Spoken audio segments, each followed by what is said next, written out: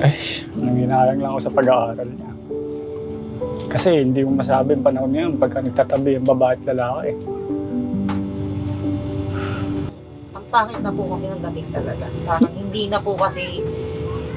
na po maganda yung pananalita niya. Na-influensya halata. Kaya ko tumuloy yung luha ko. Tutuloy yata.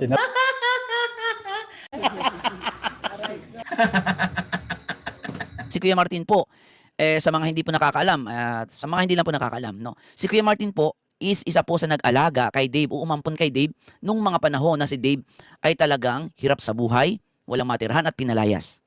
Kung hindi ako nagkakamali, siya po yung taong umampon at nagkupkup kay Dave. Ngayon po, mayroon pong seryosong karamdaman. Ang tanong, nasaan si Dave?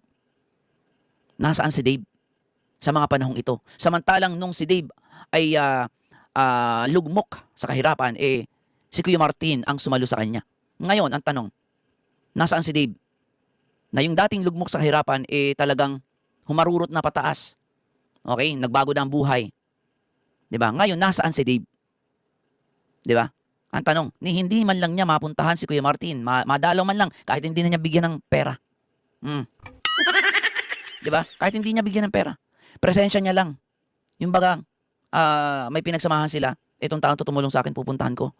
Kakamustahin ko. Wala po. Walang ganun po. Walang ganun. Walang ganun si Dave. So bakit sinusuportahan ng mga wakwak si Dave? Kung ganyan naman pala yan. Diba? Anong meron ba kay Dave? Bakit yan patuloy sinusuportahan? Kasi nga may kapalit. Pera-pera lang yan. Okay? Lalo na si Daisy, pera-pera lang yan, guys. Okay, so simulan natin. Wala, nagtataka lang ako bakit wala na sa inyo si Kuya Dave. Okay, nagtataka ngayon si Kuya Martin kung bakit wala na si Dave dito kay Tatay Ramil. Siyempre, eto si Kuya Martin, ipinagkatiwala niya rin si Dave dito kay Kuya Ramil. Hindi naman niya ipinagkatiwala dun sa mga wakwak o dito kay Francesca. Tama? Diba? Okay, tuloy natin. Bakit siya napunta ron? Ayan, tanong ni Kuya Martin is tanong yan ng karamihan. Pero never yan itatanong ng mga wakwak. Siyempre, sa kanila napunta eh. Tutuloy natin to. Parang hindi maganda lagay niya ron eh. Ayan. So sinasabi ni Kuya Martin dito na hindi maganda ang lagay ni Dave dito sa mga wakwak. Kay na Daisy, kay Francis, kay Stephen. Bakit niya nasasabi yun? Siyempre, makikinig ako dito kay Kuya Martin kasi si Kuya Martin is isa sa umampon, nag-alaga kay Dave dati, before, nung si Dave ay nasa Divisoria. Tama? So alam niya kung ano yung makakabuti at makakasama kay Dave. Diba? Binitawan niya nga si Dave, diba? Para kay Tatay Tekram dahil yun ang alam niyang makakabuti kay Dave. Tama? So, bakit nasasabi ni Kuya Martin yun? Okay? Alamin natin.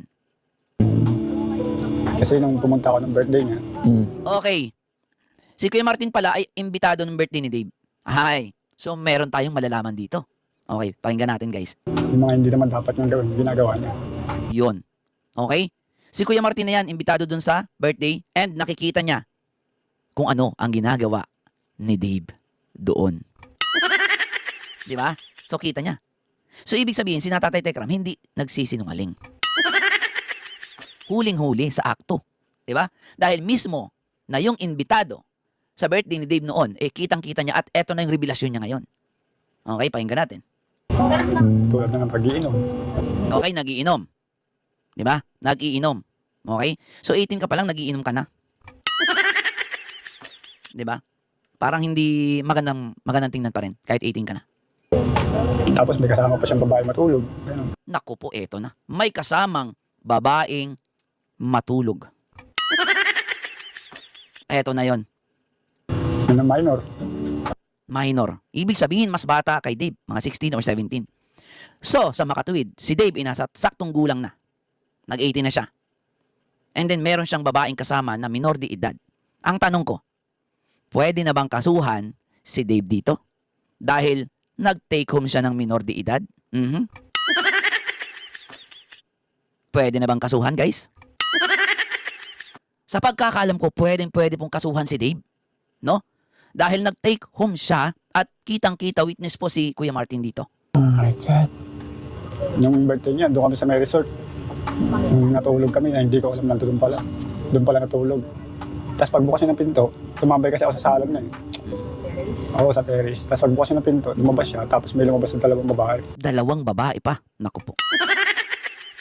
Dalawang babae pa na minor de edad. Ang tanong, dahil nasa tamang gulang na si Dave, 18 years old na, and then mayroon siyang tinake home na dalawang babaeng minor de edad, pwede ba siyang kasuhan doon? Yun ang tanong. Ayan, pwede po bang kasuhan? So, meaning, si Dave, pwede rin kasuhan. 'Di ba? Kasi witness to, may witness tayo, si Kuya Martin. Siya ang witness na nakakita. 'Di ba? Ibig sabihin, nandun sila natulog nun. Tapos sabi niya sa akin, jowa niya daw dun yung isa. Jowa yung isa, pero dalawa yung kasama. What the heck, Dave? Yan ang napapala at nakukuha sa panunood ng corn. 'Di ba? Akalain mo may girlfriend ka kasama mo tapos may kasama pang isa. Ano yun? Threesome. Wow ba? Marunong na mag-threesome si Dave. Dahil yan, dahil pinapanood nga ni Frances, ni Stephen, ni Daisy, si Dave ng corn. Anak ng tupa talaga. Oo. Di ba? Sabi ko, alam mo ba ginagawa mo? Sabi ko sa kanya. Sabi ko, minor yan. Sinabihan na pala siya na minor yung kasama niya. Di ba? Tapos siya yung may gana pang kay Tatay Tekram. Aware kaya ang parents ng mga minor de edad? If so, pati parents ng mga yan ay may pananagutan. Okay, ito yung sabi ni Seron ha. Aware kaya ang parents ng mga minor de edad? If so, pati parents ng mga yan ay may pananagutan sa batas. Corruption of minor yan under RA 76110. Dave. Corruption of minor. So, ibig sabihin, Seron, paano kung hindi alam ng mga magulang? At ang pinaalam ng mga magulang, may project. Yung mga kasama ba ni Dave doon sa birthday niya na tinolerate itong pagsasama ni Dave ng minor de edad at itinabi pa sa pagtulog. Kasama sa pagtulog. Sa palagay niyo po ba, may pananagutan din po ba? Nandun po si Rexy. Alam po ni Dave, ni Daisy, si Frances nandun din. Na dapat gumagabay dito kay Dave sa mga ginagawa niya, pero walang kwenta, baliwala, di ba? So, sa pagkakataong yun o sa senaryo na yun, meron ba pananagutan itong mga tao na nakasama ni Dave dito? Kung sakaling hindi po alam ng magulang ha? Kung hindi alam ng magulang ng mga minor de edad. Okay? Palagay nyo guys. Yan, yata yung anak ni Maldita na nirereto niya kay Gador. Yun ba yung anak ni Maldita ang girlfriend ni Gador? Okay, ibig sabihin si Maldita, hinayaan niyang makatabi o makasama sa pagtulog yung anak kahit minor de edad. So, pwedeng kasuhan si Maldita. Katulad nga po na sinabi ni Seron, no? Corruption of minor under RA 7610. So, pwedeng kasuhan pala itong si Dave. Nako, Dave, kaya pala nagtatago ka, may alam kang kaso.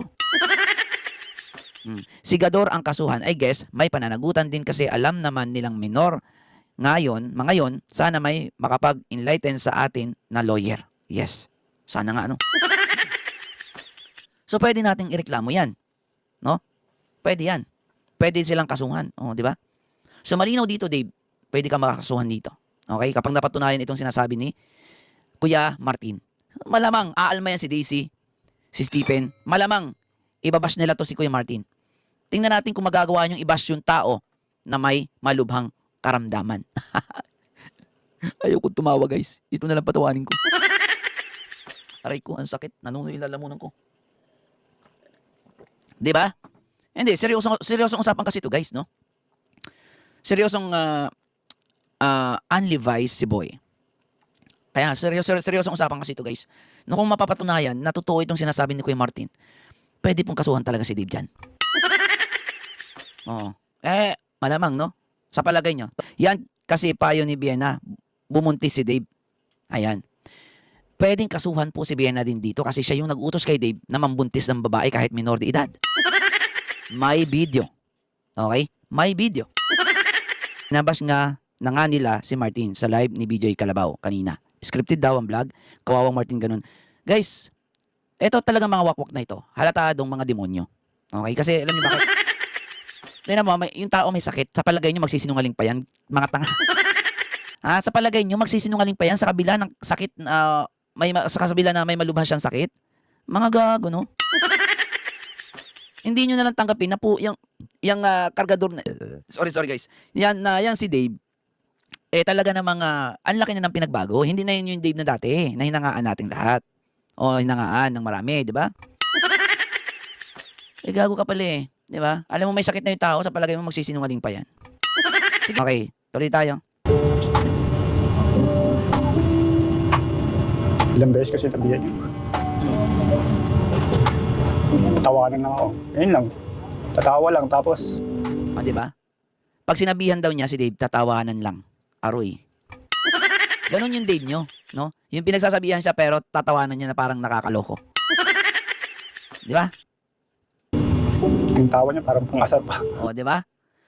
Mismo si Kuya Martin na nagsasabi na yung tawa ni Dave pang-asar pa. Ay, pang-asar naman talaga. Yung tipong sinasabihan ka ng matino, ng seryoso, tapos tatawanan mo yung nagsasabi sa'yo, nagpapayo sa'yo na parang nangaasar ka pa.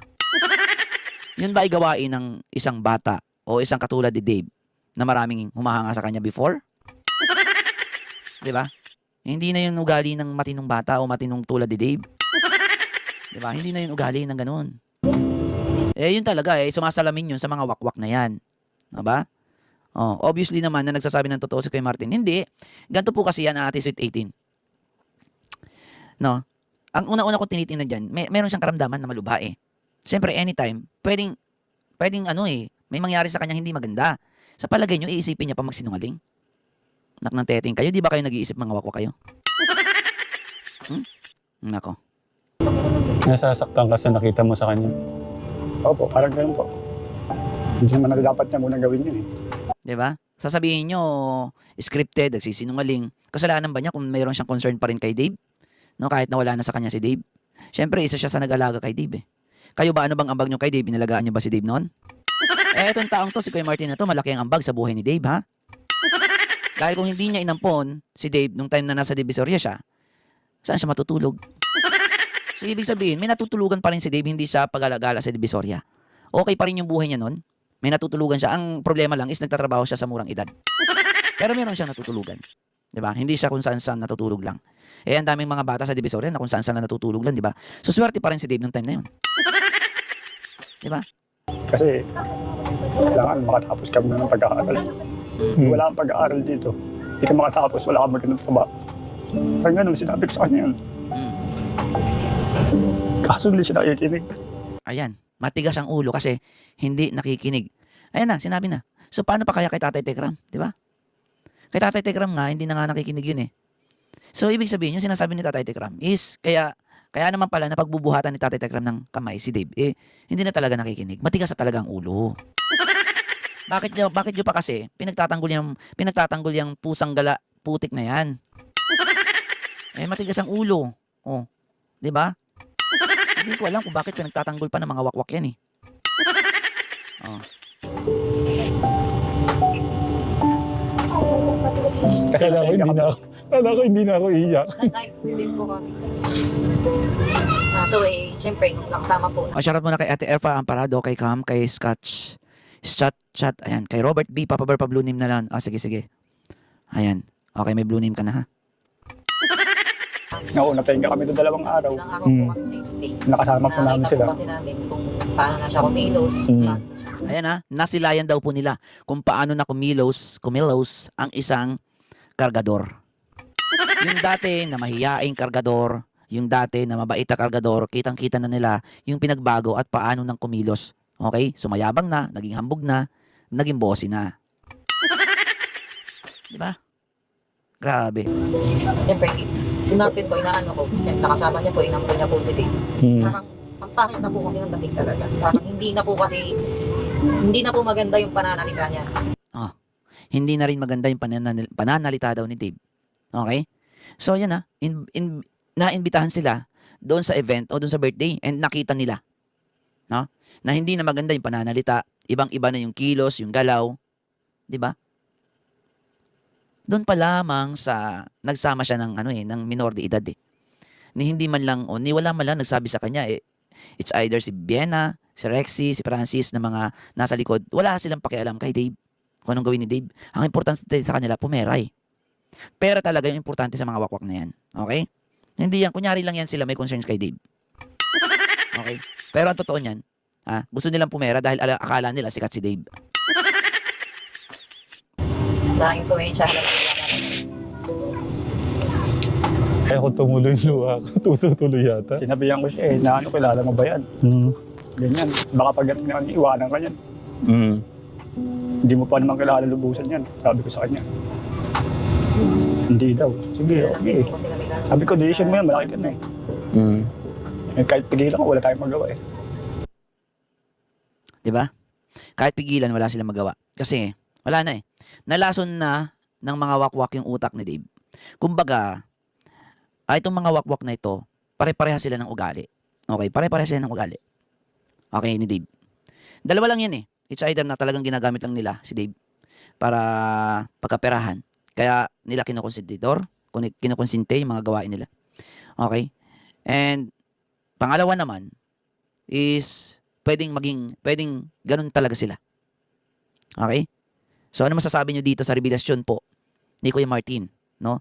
Na dating umampon, nag-aruga din kay Dave nung time na nasa Divisoria pa si Dave. Pero ngayon, never pong kinakamusta ni Dave si Kuya Martin. Never dinalaw, pinuntahan. Kahit hindi na lang niya tulungan kasi hindi naman tutulong yan si Dave. Wala namang balak tumulong yan. Kasi ang iniisip niya lang yung sarili niya, di ba? Yung tutulong siya sa kapwa si Dave, tutulong sa kapwa. Hindi po yan totoo. Hindi yan mangyayari. Okay? Wak wak wak wak wak wak wak wak wak wak wak eh wak wak wak wak wak wak wak wak eh wak wak wak wak wak wak wak eh wak wak wak wak wak wak wak eh nagkakalat ang mga wakwak kargadorang kanilang hanap utak wakwak na puro palpak dapat lang sila'y winawasak nagkakalat ang mga wakwak kargadorang kanilang hanap utak wakwak na puro palpak dapat lang sila'y winawasak